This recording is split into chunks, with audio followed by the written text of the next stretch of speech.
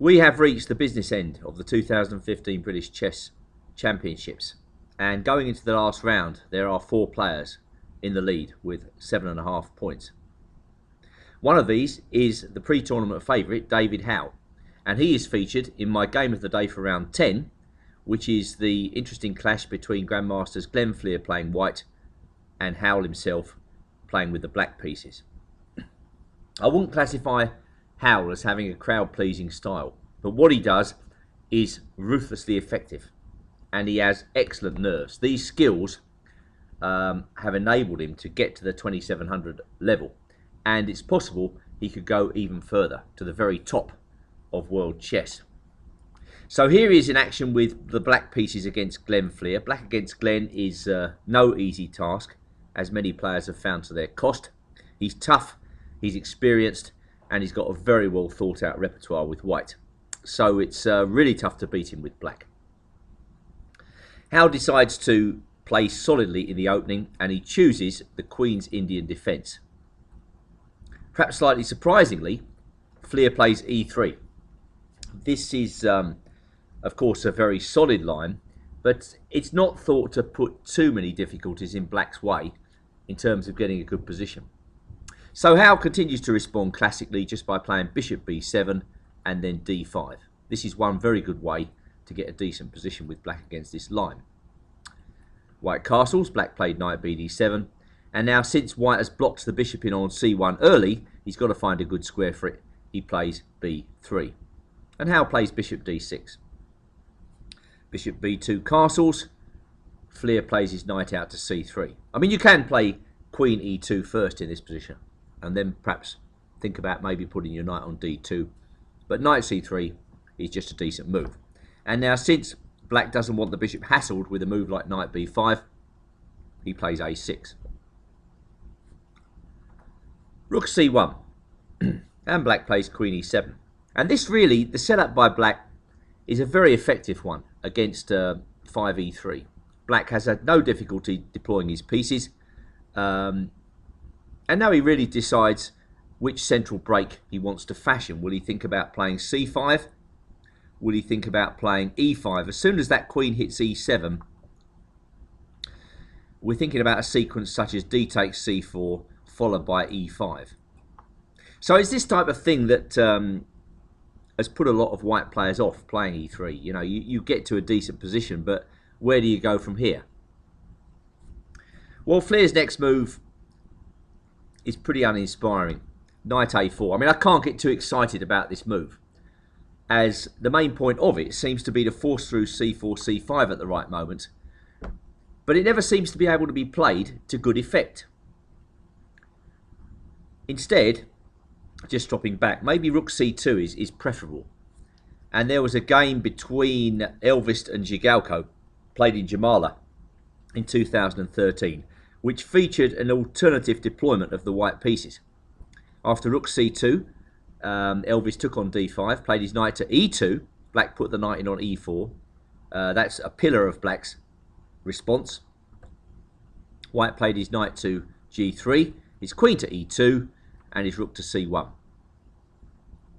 And whilst this is certainly not better for white because of that strong knight on e4, white's not worse either. Going back to the game itself, it seems to me that after knight a4, if Flear can't justify that move very quickly, then he's just going to simply end up with the worst game. Howell keeps his play resolutely simple with rook a d8. And now comes the critical moment. After some thought, white played queen e2, perhaps eyeing up the pawn at a6. Now we thought that c5 was Glenn's point. That's the only real move to justify knight a4. And the point is that when the white's pawn is taken, he recaptures, knight takes c5, takes, bishop takes f6, smashing up the kingside pawns, and now bishop takes h7 check. So that if king takes h7 here, queen c2 check picks up the loose bishop at c5.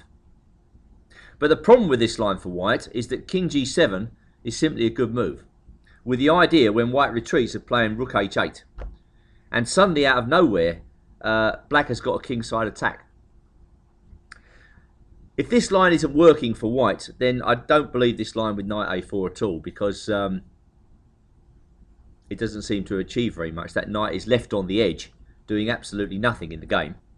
So queen to e2, Howell plays d takes c4, very well timed, and now he puts his knight in on e4, following it up with f5. Meanwhile, white continues to deploy his pieces in the centre, getting ready for any action that might take place. Well, I think here white simply got to admit that that knight on a4 is doing nothing and return it to the centre with knight c3. I mean, he's not better, but he's not worse either. It's just a complicated middle game. As played, Glenn tries to justify the position of the knight with c5, and immediately becomes worse when black takes it. White takes on a6, black takes, queen takes a6, Howell takes in the centre, white recaptures with the pawn. Well, he could have taken with the knight or the bishop, but for instance, after knight takes d4, queen h4 looks crushing, and bishop takes d4 has drawbacks as well. So Glenn takes with the pawn, and now comes rook a8. And after this move, black has a clear advantage. The problem for white is that all his queenside pieces, more or less, are clumsily placed, and he's got a very weak pawn on a2. And these defects in the position, Glenn can't repair as the game goes on. He plays the only move, queen c6. Black continues to centralise his pieces very easily, and after a3, David Howell plays one of those ruthless moves I was talking about earlier, queen to d7. That might not be the best move. I mean, it may be that rook fb8 is stronger still. And after, say, rook c2, defending the bishop on b2, then queen d7. I mean, maybe that's absolutely the strongest sequence for black. But queen d7 just snuffs out any hope white could have had of counterplay and maintains the black advantage. And that's why Howell is so effective. So white has to take, in view of the looseness of his knight on a4. Black recaptures, white brings his knight back from the dead, and now Howell plays rook fb8. I mean, you can see it's an incredibly uncomfortable position for white. Flear had to retreat. Howell took on a3, rook c2, and now knight takes c3, bishop takes c3, knight f6. Well, black's a pawn up. Glenn seeks counterplay, so knight g5 focuses on the only really weak spot in white's camp. But David finds an easy way of defending that pawn. Rook e1, and now the knight comes to d5. Well, if we're splitting hairs, I think rook c6 would have been winning more or less immediately. If knight takes e6, black has knight e4, attacking two white pieces. If rook e2, we go bishop b4. White's got some issues on the back rank. That's his biggest problem. And if bishop b2, we go takes, takes, and then knight d5. If h4 to free up the back rank, rook a2, pinning the bishop, and if knight takes e6, bishop a3. This type of thing would probably have won the game a bit more quickly for David, but the way he chooses is risk-free. And again, that's very much in keeping with his style. When you've got an advantage, why take any risks? Just go to the win as simply as is possible. So Glenn frees up his back rank. Black evicts the knight and then plays his bishop back to a nice central square. White continues to make useful moves, but the problem with Glenn's position is that he completely lacks counterplay. So black has all the time he needs just to shunt his pieces into better and better positions, and it's no surprise that a black rook hits the 7th rank. White tries to get rid of the rook. Black's not having any of it. Glenn exchanges off a pair of rooks, rook c6, and now rook a2 was followed by rook c1. And to his immense credit, Glenn, of course, is putting up a very stubborn resistance. But as I've said before, with zero counterplay available, it's ultimately impossible to defend this position. So black continues to improve the pieces, as a good technician does. Why do you need to rush? You know, this is torture for white, this position. Just keep the tension and make small improvements in your position. A little bit of toing and froing, and the black knight finds a better square on g4. White plays knight d2, and now g5. A very good move. The bishop on e3 seems very, very poor. Black may be threatening f4, just nabbing the bishop. Glenn exchanges pawns, as defenders should do. And now a tricky move, rook g1. Bishop e7 protects the pawn, maintaining the tension. And white played knight c4.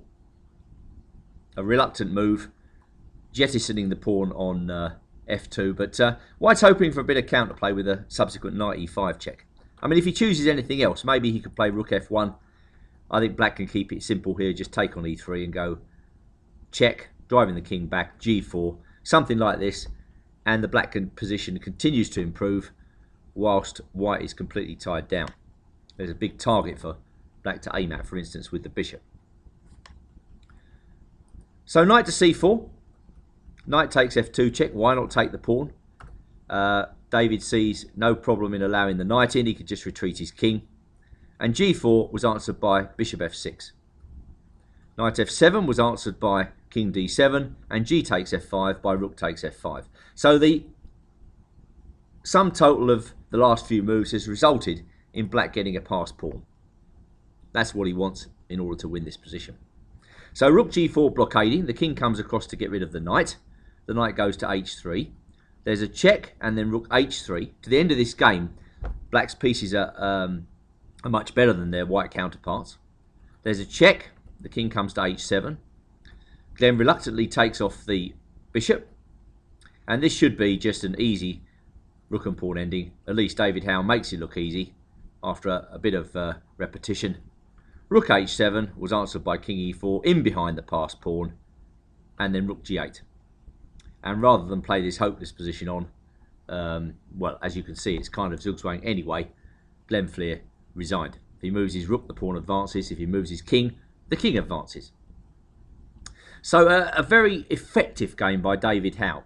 And that's why he has become so good and why he's becoming better by the day.